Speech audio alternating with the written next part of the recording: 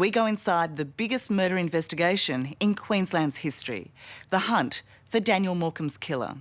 It's an extraordinary covert operation to outsmart and capture the worst kind of monster, an opportunistic predator who can't control himself when it comes to sexually molesting young boys. Tonight, Brett Peter Cowan's other victims are courageously speaking for the first time. A father of three who, nearly 30 years ago, was Cowan's first victim. And a shattered woman who was Cowan's girlfriend at the time of his second attack. Their stories are haunting. Also, you'll hear exclusive details of the moment Cowan was arrested and how forensic experts found Daniel's body. And there, every step of the way, through 10 long years, were Daniel's parents, Bruce and Denise, who vowed to never give up until they found their boy and his killer was caught.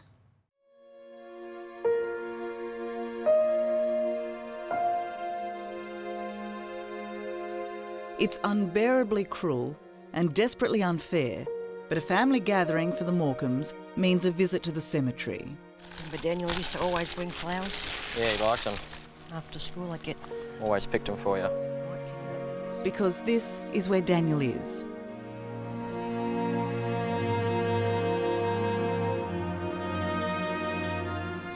And nothing can ever change that. Makes it look better, hey? Yeah, it's dusty, yes. It's now more than 10 years since Daniel was murdered.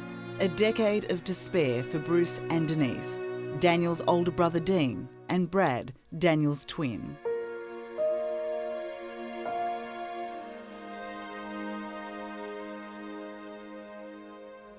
What is it that you miss the most about Daniel?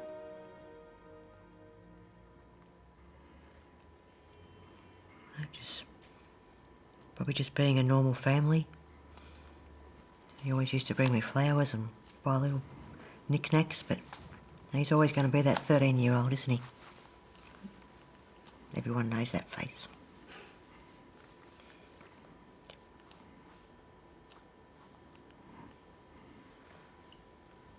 Is there something in particular you miss about your son? I think, to watch him grow up and become the man he should have been, you know.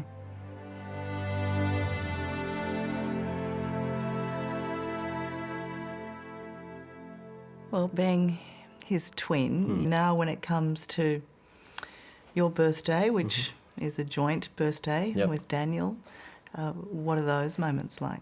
They're always hard. I suppose I've had 10 birthdays now without him, so not that they get any easier, but I remember the first one, 12 days after he disappeared, and that was terrible. And because he disappeared so close to Christmas, what is Christmas like in your family every year?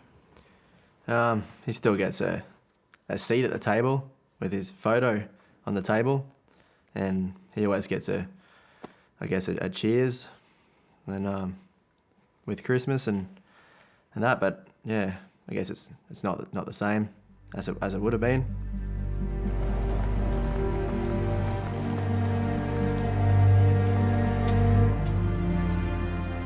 Bruce and Denise Morcombe are the embodiment of good triumphing over evil. Everyone back, we're live, don't move. They've devoted the past 3,752 days since Daniel disappeared to finding him and catching his killer, Brett Peter Cowan. And then you heard those 3 words, guilty, guilty, guilty. I muttered under my breath, yes. I wanted to scream out, but I just knew I couldn't do that. But I said yes, and I turned around and I saw Bruce's eyes were watering, Dean and Bradley were in tears, and it was, still can't believe it.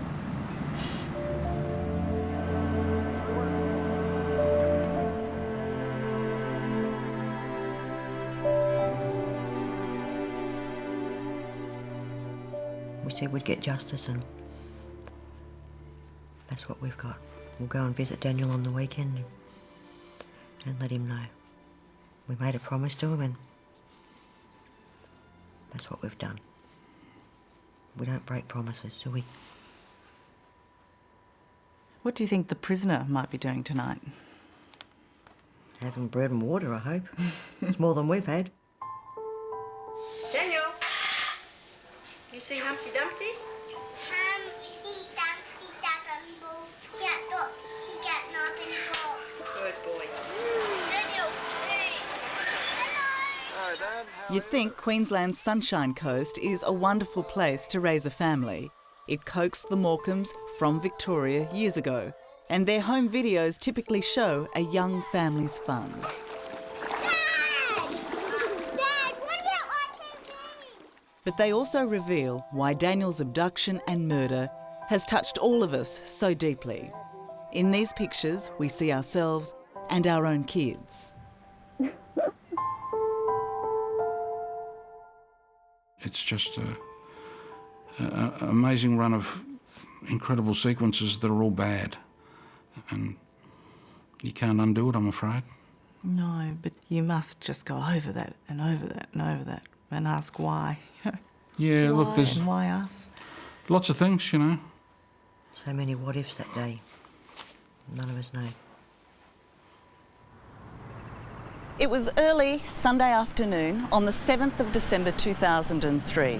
Less than 2 weeks to Daniel's 14th birthday, less than 3 to Christmas. Daniel needed a haircut and he wanted to buy Christmas presents for his family.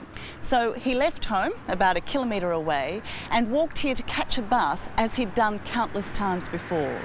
From what we now know, Daniel's fate was sealed that day by a collision of unlikely and unlucky events.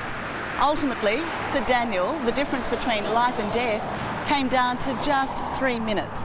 A tiny moment in time, but as it so tragically turned out, certainly long enough for evil to strike.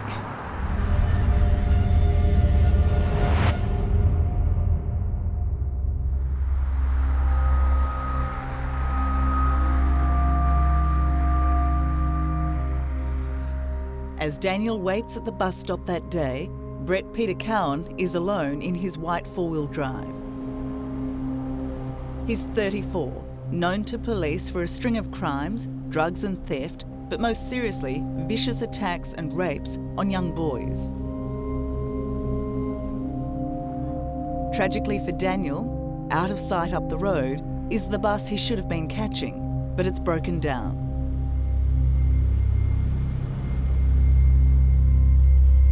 Brett Cowan drives past the broken down bus and then, around the next bend, he spots the stranded 13-year-old.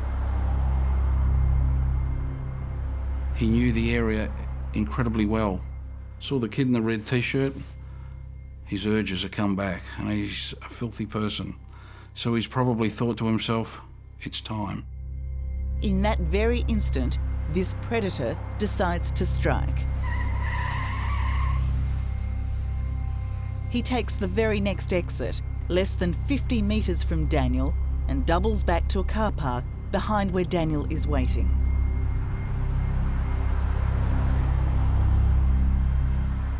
Perhaps we should have, as parents, equipped Daniel with additional skills to recognise potential danger and to run away when a goofy person's perhaps trying to attract his attention, and in a moment of weakness, encourage him to go with him in his vehicle. You know, that's just a terrible thing that haunts us, to be honest.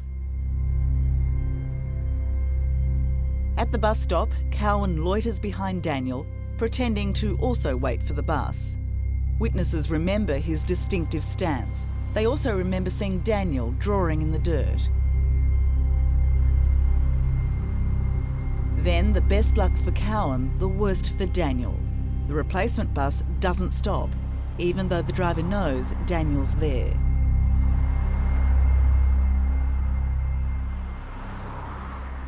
Is that the last bus? I think so. Daniel doesn't know it, but another bus is coming to pick him up. It's only 3 minutes away. I've got my car. You want to take us to the shopping centre? Yeah, that would be cool. But less than 3 minutes is all it takes for Brett Cowan to swoop. So your car's this way. Yeah. How do you think Cowan convinced Daniel to get into the car? Well, that's one thing I just don't understand. I don't know.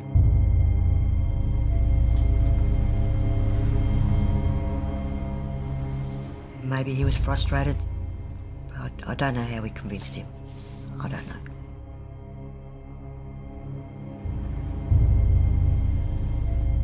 Cowan doesn't take Daniel to the shops as he promised.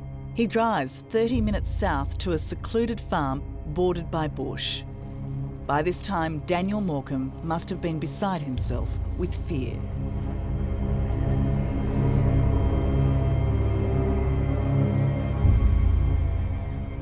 It's a terrible place. It's a scary There's no place. way known.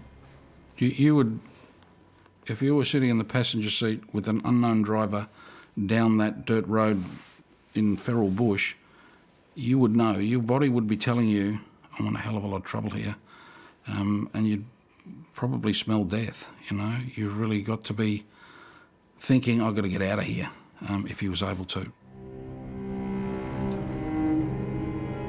What exactly happened to Daniel will never be known. Cowan, a crim and a liar, claims he panicked and strangled Daniel very soon after arriving at the farm. He then dumped the little boy in the bush.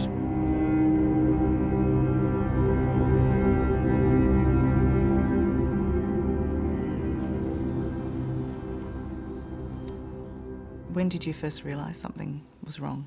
It was about 4:15. I just got a weird feeling, I don't know what it was. So I said to Bruce, I'm going to go up to the bus stop to see if Daniel's there. And I saw the broken down bus being put on a tow truck. So Bruce went down to see if he was on the bus that left at 5:05, so he got there about 5:30 when he came back, and we knew straight away there was something wrong. We knew that night.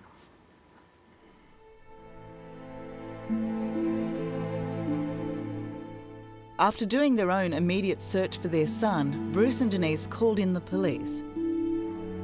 Assistant Commissioner Mike Condon. How quickly did police take Daniel's disappearance seriously? I think the first day there has been some criticism about the way in which it was handled, but certainly I was on the ground 2 days later as the head of the homicide squad. So by that time you knew this wasn't just a runaway? You never know for sure, but sometimes you just get a gut feeling that this is not right and it's not going to end well.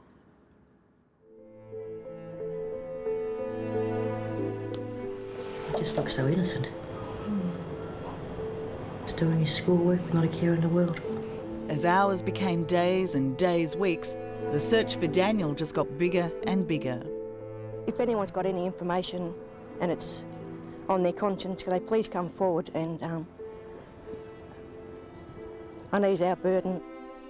He very quickly became Australia's most recognised missing person, and that was thanks to the unrelenting efforts of his mum and dad.